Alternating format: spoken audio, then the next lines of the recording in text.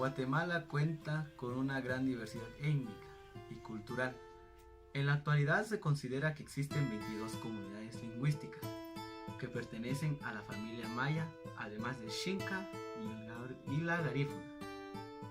La versión más conocida del origen de los garífunas data de 1635, cuando se cree que dos barcos cargados con esclavos africanos naufragaron en las costas de Antillas, siendo recibidos por los indios Caribe, con quienes tuvieron hijos y fundaron un pueblo.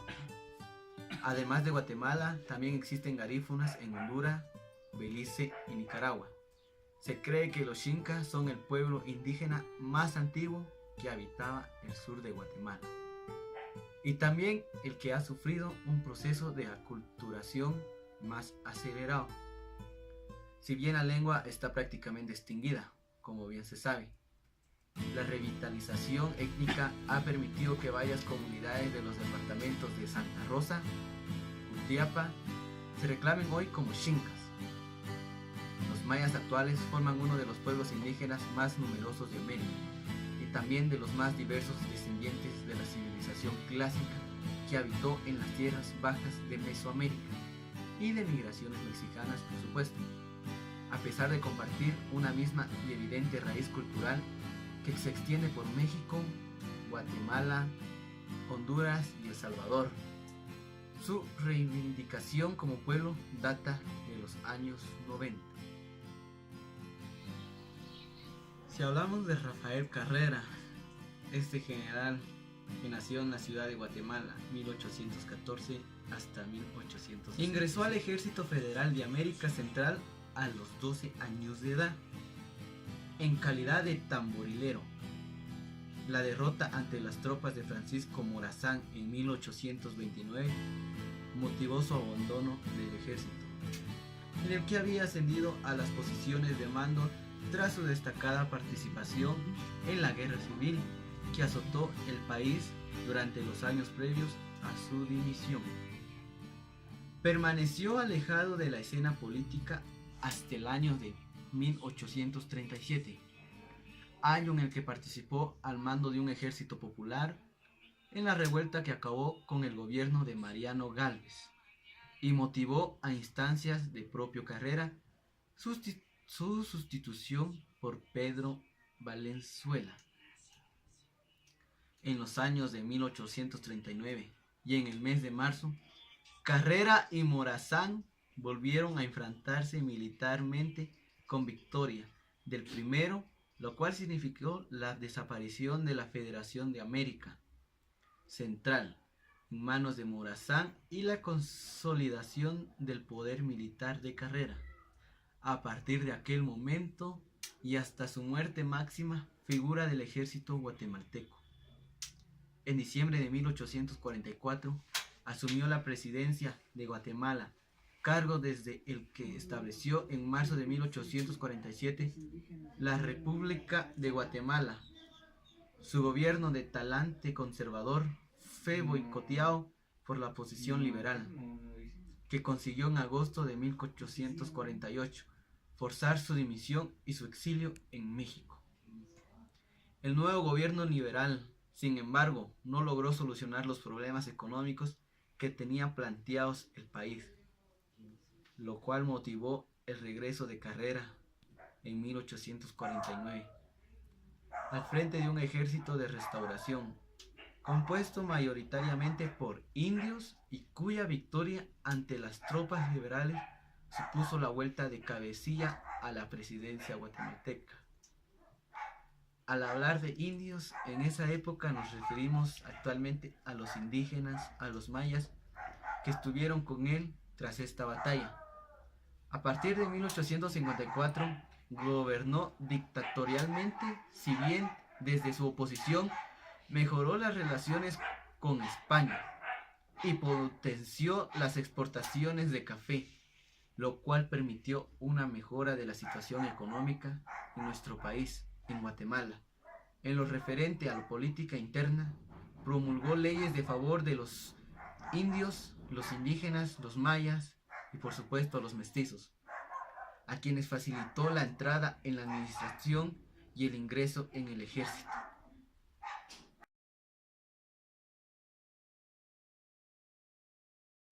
Ahorita vamos a hablar sobre la época liberal, sobre qué pasó con los indígenas. En julio de 1871, 125 municipalidades emitieron pronunciamientos desconociendo al gobierno. Al instante de estas autoridades departamentales reflejan tres clases de gobierno local. 1. Pueblos con solo una municipalidad, ya fuese ladina o indígena. 2. Pueblos con dos municipalidades, una ladina y otra indígena. 3. Pueblos con municipalidad mixta, ladina e indígena. En el anexo 1 encuentra la lista de 125 municipalidades con los datos ordenados por grupos lingüísticos, régimen de gobierno local y la lista de funcionarios indígenas. Bueno, con base a los datos que pronunciaron las comunidades, se concluye que 1. Predominaban los pueblos con una sola municipalidad. De un total de 125 casos, 87 tienen una sola. De estas, 47 son ladinas y 40 indígenas. 2. En 28 casos los pueblos tenían dos municipalidades simultáneamente, una indígena y una ladina. 3. Hay 10 casos de pueblos con municipalidad Los mixta. liberales, que se mantuvieron en el poder de 1871 hasta 1944, prosiguieron con la política liberal post-independentista y de mixtificar las municipalidades indígenas. El instrumento jurídico en el cual se basaron fue el acuerdo presidencial y utilizaron dos formas para lograrlo. El número 1 es: cuando existía solo la municipalidad indígena, el pueblo se daba participación a los ladinos en ella. Consecuentemente, era convertida en municipalidad mixta. La participación de los ladinos fue decisiva, tanto en número como en cargos asignados, pues fue la de mayor decisión. La número 2, cuando existían dos municipalidades, se eliminaba la municipalidad indígena y se agregaba algunos funcionarios de ella a la municipalidad ladina. También este caso los ladinos tenían mayor participación en número y de las comisiones en las municipalidades de los ladinos e indígenas. Era muy peculiar. Los indígenas integraban las comisiones de caminos, mientras que los ladinos las de haciendas, estadísticas y escuelas. El 7 de octubre de 1879 se emitió la Ley Orgánica del Gobierno Político de los Departamentos, que regulaba las obligaciones de los jefes políticos.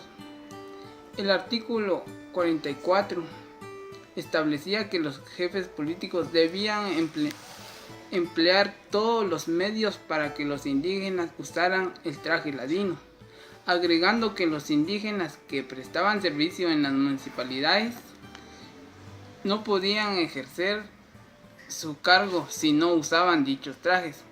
Esta disposición es similar en el artículo 67 de la ley en la Constitución de 1832. Continuando con el tema, realizaba el cambio de los alcaldes, rezadores, celebrándose ceremonias mayas. Para financiar estas y otras ceremonias, se utilizaban los tributos del pueblo después de la separación de los alcaldes, rezadores. De la municipalidad se estableció la obligación de los habitantes del pueblo de ir a trabajar a las fincas de la costa y en carreteras de la República. Una medida propuesta por algunos liberales anticlericales fue la de establecer nuevas ferias en los pueblos, para restar importancia a la feria patronal que se celebraba desde la colonia en honor al santo católico, patrono del pueblo. Las nuevas ferias se llamaban titulares y se convirtieron en ferias de ladinos residentes en pueblos de indios. Los indígenas continuaron celebrando las ferias patronales. el jefe político de Suchitepec, es el 1 de octubre de 1885, solicitó al Continuando con Ministerio el de tema, en Gobernación. este momento daré a conocer sobre el estado de los Altos. Los antiguos conflictos entre los provincianos y los comerciantes guatemaltecos, el temor de que los guatemaltecos siguieran con sus privilegios, de que tuvieran más poder, fueron algunas de las causas que motivaron a la élite quetzalteca a crear el estado de los Altos. La independencia de Guatemala se firmó el 15 de septiembre de 1821, el 5 de enero de 1822. El país se anexa a México. En junio de ese mismo año llega a Guatemala Vicente al mando de un numeroso ejército mexicano para poner en orden a los que se oponían a la anexión de Guatemala con México. Había una guerra civil en el oriente del país y eso angustiaba a los quetzaltecos porque en el conflicto podía extenderse hacia esa ciudad. También había un conflicto entre las clases dominantes. Quetzalteco Ignacio Camey refiere a la instauración del Estado de los Altos. Esto ocurrió durante la época de la Federación Centroamericana, integrada por 5 provincias, y por ello se le denominó Sexto Estado al recién formado. Sin embargo, dice que la separación de Guatemala no buscaba un desarrollo económico, político o social. Camey indica que el movimiento no tuvo participación indígena importante, sino de grupos criollos y mestizos, de la élite comercial y económica de la región, quienes se proponían acortar el monopolio comercial con España, que estaba a manos de la capital. Agrega que esto no era algo nuevo, pues ya habían registrado movimientos de autonomía como en noviembre de 1821, cuando el ayuntamiento de Quetzaltenango declaró su edición del Imperio Mexicano de Agustín. También hubo un intento en 1824 y 1936 que no fue trascendental. El historiador Augusto Acá expone que el movimiento de separación de los pueblos de Occidente fue manipulado por criollos y ladinos, ya que no hay evidencia de participación de líderes indígenas como participantes actores. El historiador Hugo Fidel Socor señala que la intención de los criollos era romper el monopolio político comercial radicado en la ciudad de Guatemala. Socor relata que la emancipación de los Altos fue favorecida por el liderazgo federalista de Francisco Morazán, pero incluyó en el año 1840, luego de su derrota por parte de Claudio Aguisne, guatemalteco Rafael Carrera. En Quetzaltenango era la capital del Sexto Estado. Carrera mandó a fusilar a los líderes liberales. Hubo otros intentos de restaurarlo, pero no se concentraron para que esto fuera posible, ya que los mandó a fusilar y que desaparecieran dichos líderes liberales.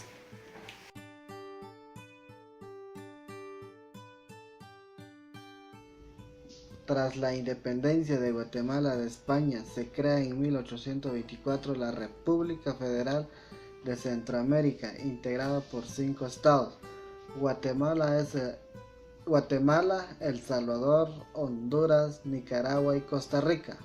Sin embargo, durante algunos años cobró vida el Sexto Estado de los Altos, que formaba los departamentos de Quetzaltenango, Totonicapán y Sololá. El antiguo reino de Guatemala se independizó de la corona española el 15 de septiembre de 1821 y de inmediato se inició una agitación política que llevó primero a la formación de la República Federal de Centroamérica y más tarde a guerras. Rechazó por el poder central de Guatemala, durante 3 siglos de la disposición y directrices por todo el reino, como se le llama a la Capitanía General, brotaba a Santiago de los Caballeros de Guatemala, y más adelante Guatemala de la Asunción, la gran capital a la que todas las provincias de Centroamérica debían obedecer y sostener, razón de la cual se fue creando un resentimiento que finalmente se manifestó al poco tiempo del rompimiento de los lazos con España. Tras la independencia, los grupos dominantes presionaron al capitán general Gabino Gainza para promover la anexión a México, que se concretó el 5 de enero de 1822 e impuso el resto de estados Centroamérica durante breve tiempo, hasta que la Asamblea de Centroamérica, reunida en Guatemala, declara el 1 de julio de 1823 que las provincias reunidas son independientes de España, de México y de toda otra nación. La República Federal, anhelada por élites sugeridas, más no sería por mucho tiempo. Intereses particulares, un mercado mundial que presionaba de diferentes maneras, con Inglaterra sembrando división por intereses comerciales, así como los rencores por el poder central de Guatemala. Justo Rufino Barrios originó un plan en el cual lo presentó, logrando realizar el circuito entre Guatemala y el puerto de San José y el de Retaulego, y finalmente el de Champerico. Estos conflictos fueron los primeros que acabaron con la expulsión de los jesuitas, un paso que los liberales consideraban necesario para considerarse.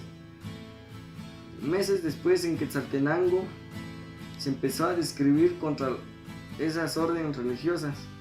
Los jesuitas apelaron contra las autoridades locales para poner fin a tales atropellos, pero al fin llegaron a una conclusión de que la estadía de este país era ilegal, pues el decreto de su restablecimiento no había sido aprobado por la Asamblea Nacional.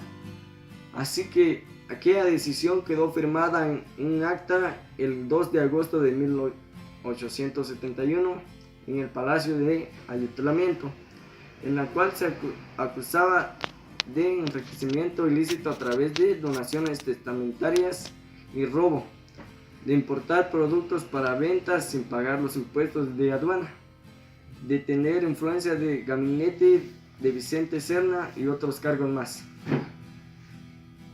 Más tarde, en Totonicapán, el ayuntamiento se pronunció en favor de la explosión y contralutaba en general Barrios por llevar a cabo esa medida. Los jesuitas fueron notificados del acta de la expulsión a las 9 de la noche del 12 de agosto y se les ordenaba que abandonaran la ciudad más tardar a las 3 de la madrugada del día siguiente, rumbo a la capital.